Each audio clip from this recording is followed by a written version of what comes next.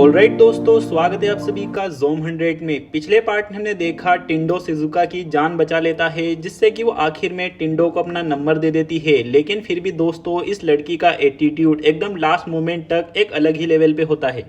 इसी के साथ अगले दिन हम टिंडो और केंजो को एक ऐसी जगह पर देखते हैं जहां पर बहुत महंगी महंगी लग्जरियस घड़ियां मौजूद होती है, जिनमें से ये टिंडो एक को ले रहा होता है। टिंडो कहता है, अगर मैं जिंदगी भर भी जॉब करता तो भी मैं इतनी महंगी घड़ी अपने सपने में भी नहीं देख सकता था, लेकिन आज मैं यहाँ से ले पा रहा हूँ। तभी एकदम से केंजो कहता है, ओए बीडू जरा यहाँ पर तो देख। और भाई साहब, यहाँ पर एक ऐसी घड़ी मौजूद होती है जिसकी कीमत 990, 98, 1s, 10s, 100 बहुत महंगी घड़ी होती है दोस्तों। ये दोनों बीडू इन घड़ियों को ले लेते हैं और बहुत सारी फोटोज खिंचवाते हैं। इसी के साथ इनकी एक और ख्वाहिश पूरी हो जाती है कि कोई बहुत ही महंगी घड़ी खरीदना। ऑफकोर्स सी बात है, खरीदी नहीं है, पर कुछ भी हो, इच्छा पूरी हो रही है बंदों की। अगले सीन में रात के टाइम पर ये दोनों अपने अड्डे पर मौजूद होते हैं और यहाँ पर अब जाके ये ऐसी बातों को करते हैं जो कि ज़ोंबी एपोक्लिप्स पे करनी चाहिए। जैसे कि इनके पास पानी की कमी हो जाती है और इलेक्ट्रिसिटी भी नहीं होती है और यहाँ पर इंटरनेट भी गायब हो जाता है, टावर सिग्नल ही गायब हो जाता है। अब ये दोनों चिंता में आ रहे होते हैं रिसोर्सेस की कमी के कारण। नहीं तो इससे पहले तो ऐसे घूम रहे थे जैसे कि रोज का काम है, ये ज़ोंबी ये तो हमारे भाई है। टिंडो बहुत देर तक अपने छोटे से दिमाग पे लोड देता है और फिर अपने नेगेटिव आईक्यू का इस्तेमाल करता है और कहता है, सब कुछ छोड़ो छाड़ो, सामने का एक बार लुक तो देखो। सामने का नज़ारा बहुत ही खूबसूरत होता है और इसे देखते देखते टिंडो को अपने मदर फादर की याद आ जाती है। इसी कारण से टिंडो डिसाइड करता है कि अब वो जाएगा अपने विलेज में, जहाँ पर शायद से इसके मदर फादर अभी भी सेफ है, वो लोग ज़ोंबीज वगैरह नहीं बने होंगे। अगले दिन ये दोनों अपना अपना सामान पैक करके निकल जाते हैं टिंडो के विलेज की ओर, जो कि यहाँ से 4 घंटों का रास्ता है। टिंडो के मन में होता है अपने विलेज जाने के लिए ये लोग यहाँ से एक आलीशान कार को लेके चलेंगे, जिनसे कि इन्हें यहाँ से जाने में आसानी हो जाएगी। ये दोनों एक ऐसी जगह पर चले जाते हैं जहाँ पर बहुत सारी गाड़ियाँ मौजूद होती है। लेकिन दोस्तों, तभी हम देखते हैं सरप्राइजिंगली यहाँ पर हीरोइन भी आ जाती है। एक्चुअली में शिजुका भी किसी गाड़ी के लिए ही यहाँ पर आई है ताकि वो भी इस कंट्री को छोड़ सके। जैसे टिंडो से पूछता है, क्यों ना तुम हमारे साथ चलो, लेकिन वो बड़े ही एटीट्यूड के साथ मना कर देती है। लेकिन यहाँ पर जेंटलमैन केंजो आगे आता है और शिजुका से उसके बारे में कुछ बातों को पता करता है, जैसे कि उसने यहाँ पर सरवाइव करने के लिए भाई साहब 100 ज़ोंबी मूवीज को देख डाला है और उसके पास कोई भी लाइसेंस वगैरह नहीं है गाड़ी चलाने के लिए। इसी कारण से जैसे तैसे टिंडो और केंजो शिजुका को मना लेते हैं कि तुम भी हमें ज्वाइन कर लो, और शिजुका मान जाती है न चाहते हुए भी। जैसे ये तीनों अंदर जाते हैं, यहाँ पर बहुत सारी खतरनाक खतरनाक गाड़ियाँ मौजूद होती है और ये दोनों इतने ज्यादा एक्साइटेड हो जाते हैं, एकदम बंदरों की तरह उछलने लग जाते हैं। दोस्तों, क्या होते हैं बंदर। बंदर इन दोनों को देखकर आत्महत्या ना कर ले, क्योंकि बंदरों वाला काम तो ये ज्यादा अच्छा कर लेते हैं। ये दोनों एक से एक गाड़ियां देखते हैं जिनके अंदर अलग अलग खासियतें होती है और यहाँ पर शिजुका अपने 999 लेवल का आईक्यू इस्तेमाल करती है और सबसे बेस्ट गाड़ी चुनती है, जो कि ज़ोंबी एपोक्लिप्स में सबसे ज्यादा बेस्ट होगी। शिजुका ये वाली गाड़ी को चुनती है क्योंकि हर तरफ से ये गाड़ी परफेक्ट होती है। लेकिन इन दोनों को एक महंगी गाड़ी पसंद आती है, जो कि लुक्स और कीमत वाइज सबसे ज्यादा बेस्ट है। शिजुका मना कर रही होती है उस गाड़ी के लिए, लेकिन ये दोनों अपने अपने पॉइंट्स चिपकाने लग जाते हैं और जिद करने लग जाते हैं। तभी शिजुका की नज़र भी एक ऐसी गाड़ी पर पड़ती है जो कि उसे बहुत ही ज़्यादा पसंद आ जाती है। लेकिन इतने में ही ये लोग देखते हैं इस जगह पे भी बहुत सारे ज़ोंबीज भरने लग गए हैं। इसी कारण से ये व्हाइट कलर की इस वाली गाड़ी को जल्दीबाजी में उठाकर भाग जाते हैं। इसी के साथ हाईवे से होते हुए ये लोग टोक्यो से बाहर जा रहे होते हैं। यहाँ पर हाईवे पूरी तरीके से सुनसान होता है, एक गाड़ी का नामो निशान तक नहीं होता। शिजुका और टिंडो अपनी नॉर्मली बातचीत कर रहे होते हैं, तभी दोस्तों हमें यहाँ पर एक बहुत ही खतरनाक और सरप्राइजिंग चीज पता चलती है। ये जो लड़की है ये स्माइल भी कर सकती है दोस्तों। इसी के साथ ये लोग बहुत आगे बढ़ जाते हैं और दोस्तों हम देखते हैं यहाँ पर हाईवे पे किसी ने स्पाइक्स बिछा के रखे हैं, जिस कारण से केंजो गिर जाता है और उसे काफी ज्यादा चोट लग जाती है। इतने में यहाँ पर 3 बड़ी बड़ी गाड़ियां आ जाती है और इन लोगों का रास्ता ब्लॉक कर लेती है। इन गाड़ियों के ऊपर बहुत सारे लोग मौजूद होते हैं, जिनमें से एक होता है टिंडो का चीफ, जिसका नाम है कुसोगी। टिंडो अपने चीफ को देख के बहुत ही ज्यादा सरप्राइज हो जाता है। इसी के साथ उसे अपनी पुरानी मेमोरीज ताजा हो जाती है कि उसका चीफ किस तरीके से उसे काम दे देकर बहुत ही तड़पाता था। टिंडो कुसोगी को देखकर बहुत ही ज्यादा डरने लग जाता है क्योंकि शुरुआत से ही टिंडो के मन में कुसोगी का डर बैठा हुआ है। यहाँ पर केंजो की हालत खराब हुई जा रही होती है। इसी कारण से कुसोगी टिंडो को एक ऑफर देता है, 2 दिन तक मेरे अंडर में मेरी जगह पर काम करो, बदले में मैं तुम्हारे दोस्त को ट्रीटमेंट दिलाऊंगा और तुम्हारी गाड़ी के सारे टायरों को भी सही करवा दूंगा। यहाँ पर ज़ॉम्बीज़ भी इकट्ठा होने लग जाते हैं और केंजो की हालत देखते हुए न चाहते हुए भी टिंडो कुसोगी का ऑफर एक्सेप्ट कर लेता है।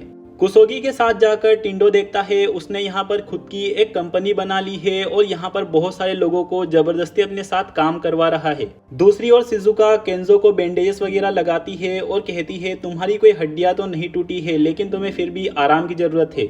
केंजो को यहाँ पर गुस्सा आ रहा होता है और वो कहता है बस अपने टायर सही हो जाए फिर अपन 2 दिन के अंदर अंदर यहाँ से निकल जाएंगे। लेकिन दोस्तों शिजुका को शक हो रहा होता है कि 2 दिन के बाद भी शायद ही अपन यहाँ से जा पाएंगे। सीन शिफ्ट होता है और हम देखते हैं इस बंधुआ मजदूर को, इसकी जिंदगी में मजदूरी के अलावा और कुछ भी नहीं लिखा है। तभी इसे इस ट्रक के अंदर बियर्स की बोतल दिखाई देती है और वो बाहर देखता है कि इतने सारे लोग इतनी ज्यादा धूप में काम कर रहे हैं। इसीलिए टिंडो एक जगह पर चला जाता है और एक छोटे फ्रिज की मदद से बियर्स को ठंडा करने लग जाता है। लेकिन तभी यहाँ पर कोसुगी आ जाता है। कोसुगी टिंडो को बहुत ही डरा देता है और उसके ऊपर चिल्लाने लग जाता है। लेकिन तभी कोसुगी के पीछे उसके बंदे आ जाते हैं और वो इन बियर्स को देख लेते हैं। इसीलिए कोसुगी इन सभी के सामने अच्छा बनने के लिए नाटक करने लग जाता है। इन बियर्स को मैंने ही ठंडा करवाया है तुम लोगों के लिए और यहाँ पर बाहर जितने भी लोग हैं उन सभी लोगों को भी मिलेगी। जैसे ये 3 लोग यहाँ से चले जाते हैं कुसोगी एक बार टिंडो को घूर के देखता है और भाई साहब अब मुझे बेचारे के लिए सचमुच में बुरा लगता है। क्या ही तो यार जिंदगी जी है बेचारे ने। अगले सीन में हम देखते हैं कुसोगी इंसानों से तो इतना ज्यादा काम करा ही रहा होता है बल्कि वो ज़ॉम्बीज़ को भी नहीं छोड़ता, उनसे भी अपना सामान वगैरह खिंचवा रहा होता है। कोसुगी टिंडो से कहता है जब तक इन लोगों के पास हाथ पैर है मैं इन लोगों से काम करवा सकता हूँ और तुम भी मेरे लिए बिल्कुल इन्हीं लोगों जैसे हो, तुम में और इनमें कोई भी अंतर नहीं है। उल्टा और ये लोग तुमसे बेटर है क्योंकि ये लोग मेरा सामान खींचने के काम में आ रहे हैं। इसीलिए तुम भी जिंदगी भर मेरे अंडर काम करो और अपनी वर्थ साबित करो कि तुम इन ज़ॉम्बीज़ से ज्यादा अच्छे हो। भाई साहब कोसुगी जिस तरीके से टिंडो को बातें सुना रहा है भाई अब मुझे रियलाइज हो गया क्यों ये इतना ज्यादा इससे घबराता है। 100% दोस्तों मेरे को टिंडो के लिए इतना ज्यादा बुरा फील हो रहा है पर अब क्या ही कर सकते हैं, बेचारे ने यार किस तरीके की लाइफ जी है। यहाँ पर केंजो शिजुका से कहता है मैंने टिंडो का चेहरा देखा था, वो बहुत ही ज्यादा उतर गया था और डरा हुआ फील कर रहा था। शिजुका अपनी एक मेमोरी को याद करते हुए कहती है वो इसलिए क्योंकि अगर किसी का भी डर अपने दिल में बैठ जाता है तो उसे अपने दिल से बाहर कर पाना नामुमकिन होता है। और हम देखते हैं बेचारा टिंडो वापस से बॉक्स को उठा कर इधर से उधर रखने लग जाता है। इसी के साथ सीन शिफ्ट होता है और हम देखते हैं शिजुका की एक पास्ट मेमोरी। यहाँ पर शिजुका बहुत ही छोटी होती है और इसके सामने एक पपी होता है जो कि बीमार और कमजोर लग रहा होता है। इसी कारण से वो उसे अपने साथ लेकर चली जाती है अपने घर पे। अगले सीन में हम शिजुका के घर पे देखते हैं जहाँ पर उसके फादर एक बहुत ही स्ट्रिक्ट इंसान है और वो शिजुका से कह रहे होते हैं इस पपी को बाहर फेंकने के लिए। शिजुका के फादर कहते हैं तुम मेरी बेटी हो इसीलिए तुम्हें भी सक्सेसफुल बनना होगा और सक्सेसफुल बनने के लिए अपने साथ बेकार और फालतू लोगों को नहीं रखना है, इन सभी को बाहर फेंकना होगा। प्रेजेंट टाइम पर हम देखते हैं सारे के सारे लोग बियर्स और खाना वाना खा के पार्टी शार्टी कर रहे होते हैं लेकिन यहाँ पर टिंडो फिर भी काम कर रहा होता है। तभी कोसुगी शिजुका को अपने पास बुलाता है और उसे ड्रिंक सर्व करने के लिए बोलता है। साथ ही वो उसे गलत नजरों से देखने लग जाता है और वो शिजुका से भी कहता है बहुत सारी ड्रिंक को पीने के लिए। शिजुका ड्रिंक पीने लग जाती है। तभी कोसुगी टिंडो को यहाँ पर बुलाता है और जबरदस्ती में ही उसके ऊपर गुस्सा करने लग जाता है। तभी हम दोबारा से शिजुका की एक पास्ट लाइफ का सीन देखते हैं जहां पर शिजुका के फादर ने एक बहुत बड़ी कंपनी को खड़ा किया था और वो काफी ज्यादा कठोर दिल के इंसान है। शिजुका के फादर की वजह से शिजुका के ऊपर बहुत ही गहरा असर पड़ता है जिस कारण से वो जबरदस्ती अपने फादर की तरफ बनने लग जाती है। फिर भी दोस्तों हम देखते हैं शिजुका के फादर ने इस पपी को फेंकने के लिए बोला होता है लेकिन फिर भी शिजुका इसे अपने पास छुपा कर रख लेती है और इसका बहुत ख्याल रखती है। ये पपी बीमार था और उसका पूरी तरीके से वो ट्रीटमेंट और उसको सही करती है। शिजुका को इस पपी के साथ बहुत ही अच्छा लगता है और अगले सीन में हम देखते हैं वो अपने फादर को कहती है कि मैं एक डॉक्टर बनना चाहती हूँ। शिजुका के फादर कहते हैं डॉक्टर्स लॉयर्स इन सभी में कुछ भी नहीं रखा है, ये सिर्फ अपने जैसे लोगों की कठपुतलियां होती है। ऐसे कामों में कोई फायदा नहीं होता है, इसीलिए मेरी बेटी बनो और एकदम ऐसे काम करो जैसे कि मैं करता हूँ। दोस्तों लास्ट में ये आदमी कहता है और जो तुम्हारा पपी था उसे मैंने मरवा दिया है। लिटरली दोस्तों ये क्या ही तो आदमी है, अगर ऐसे कोई फादर हो इससे अच्छा तो बिना फादर के ही बढ़िया होता है। बेसिकली इस आदमी ने शिजुका की पूरी लाइफ को अपने इशारों पे कंट्रोल की है और सिर्फ वही चीजें उसके दिमाग में भरी है जो कि फायदा पहुंचाती है, जो कि इसे फायदा पहुंचाती है। सीन प्रेजेंट में शिफ्ट होता है और यहाँ पर टिंडो से गलती से कुछ सामान गिर जाता है। इसी कारण से कोसुगी कहता है तुम्हें भरपाई करने के लिए अब पूरा हफ्ता भर यहाँ पर काम करना होगा। इसके बाद कोसुगी डरा धमका कर और प्यार से टिंडो को मैनिपुलेट करने की कोशिश करता है, जिससे कि वो यहाँ पर हमेशा हमेशा के लिए रुक जाए और इसका बंधुआ मजदूर बन के रहे।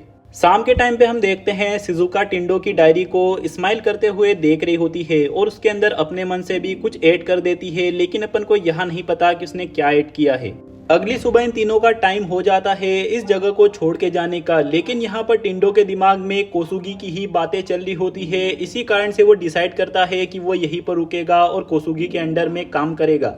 यह सुन के केंजो का दिमाग खराब हो रहा होता है और उसे काफी गुस्सा आ रहा होता है, लेकिन शिजुका उसे ले जाते हुए कहती है अगर उसका यही डिसीजन है तो उसे यही रुकने दो। लेकिन जाने से पहले शिजुका बहुत ही गुस्से में कहती है तुम्हें इतनी सी बात भी समझ में नहीं आ रही है कि वो इंसान तुम्हें कंट्रोल करना चाहता है, तुम्हें अपनी जिंदगी भर दबाना चाहता है। इस आदमी की इच्छाएं तुम्हें लेकर कभी खत्म नहीं होने वाली, भले ही तुम कुछ भी करो, भले ही तुम इसके लिए काम करते करते मर भी जाओ। आज से पहले मैं भी एकदम तुम्हारी तरह थी, लेकिन आज तुम हो जिसने की मेरी आंखें खोली है।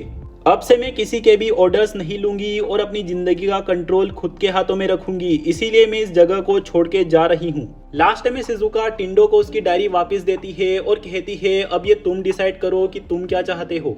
टिंडो अपनी डायरी में देखता है जहां पर 37 पॉइंट पे कुछ ना कुछ लिखा होता है दोस्तों, लेकिन ये इंग्लिश डब वालों के कारण मुझे नहीं पता और ना ही अपन को कभी पता चलेगा। मजाक कर रहा हूँ दोस्तों, बहुत देर मेहनत करी उसके बाद जाके मुझे पता लगा 37 पॉइंट पे लिखा हुआ है कि जो कुछ भी तुम अपने घिसे पिटे बॉस को कहना चाहते हो वो तुम डायरेक्टली क्लियर तरीके से कह दो। इतने में ही कोसुगी आगे आ जाता है और दोबारा से टिंडो के ऊपर गुस्सा करने लग जाता है, लेकिन टिंडो के दिमाग में उसकी सारी की सारी मेमोरीज घूमने लग जाती है। इसी के साथ आज फाइनली पहली बार टिंडो अपने चीफ के खिलाफ अपना मुंह खोलता है, वो भी पूरे कॉन्फिडेंट तरीके से। मैं यहाँ से खुद की मर्जी पर जा रहा हूँ और कभी दोबारा तुम्हारा चेहरा नहीं देखना चाहता। कोसुगी यहाँ पर डरा धमका कर टिंडो को यहाँ पर रोकने की कोशिश करता है, लेकिन टिंडो के ऊपर अब इसकी बातों का कोई भी असर नहीं पड़ता। तभी इतने में ही यहाँ पर एक ट्रक आता है एक बंदा लेकर। यह बंदा कहता है आज तो बहुत ही बड़ा माल हाथ लगा है, और वो जैसे ही दोस्तों इस ट्रक के गेट को खोलता है, भाई साहब इसके अंदर एक ज़ोंबी मौजूद होता है जो कि इस बंदे के ऊपर अटैक कर देता है। यहाँ पर पूरी भगदड़ मच जाती है और घबराहट में आकर ये ड्राइवर अपने सामने वाले ट्रक को ठोक देता है, जिससे कि ये सारे ज़ोंबीज भी आजाद हो जाते हैं। टिंडो और बहुत सारे लोग फटाक से इन ट्रक्स के ऊपर चढ़ जाते हैं, लेकिन जितने भी लोग यहाँ पर नीचे मौजूद होते हैं उन सभी लोगों को ये ज़ोंबीज खाने लग जाते हैं। कोसुगी भी फंस जाता है और अपनी जान बचाने के लिए भाग रहा होता है। तभी टिंडो उसे देखकर डिसाइड करता है कि वो कोसुगी की जान बचाएगा। टिंडो इन सभी लोगों को भी एक काम करने के लिए कहता है और वो अपनी गाड़ी लेकर चला जाता है कोसुगी के पास और उसे बचा लेता है। फिर ये जितने भी ड्राइवर्स होते हैं ये अपनी गाड़ियों को ज़ोंबीज के चारों ओर घुमाने लग जाते हैं, जिससे कि ये ज़ोंबीज इकट्ठा हो जाते हैं और एक जगह फंस जाते हैं। फिर टिंडो सारे के सारे ज़ोंबीज को एक साथ उड़ा देता है, जिससे कि ये सारे के सारे लोग अब यहाँ पर सेफ हो जाते हैं। और दोस्तों तुम्हें क्या लगता है इस गुब्बारे की टिंडो ने जान बचाई है, तो क्या ये गुब्बारा टिंडो को थैंक यू बोलेगा? अजी कद्दू मेरा। ये गुब्बारा अपना मुंह खोलता है और बकवास करने लग जाता है। इस कारण से इसके सारे के सारे लोग इसे छोड़ देते हैं। इन सभी लोगों के अंदर भी टिंडो और शिजुका के कारण हिम्मत आ जाती है। ये गुब्बारा अपनी जगह पर पड़े पड़े रोता रह जाता है कि मुझे छोड़ के मत जाओ, लेकिन सारे के सारे लोग इसे छोड़कर चले जाते हैं और ये तीनों भी अपने रास्ते पर रवाना हो जाते हैं। दोस्तों कमेंट करके जरूर से बताना कि ये वाला पार्ट कैसा लगा। और इसी के साथ दोस्तों इस वाले पार्ट का भी यहीं पर खात्मा हो जाता है। मिलते हैं बहुत ही जल्द अगले पार्ट में कल के दिन 7 बजे।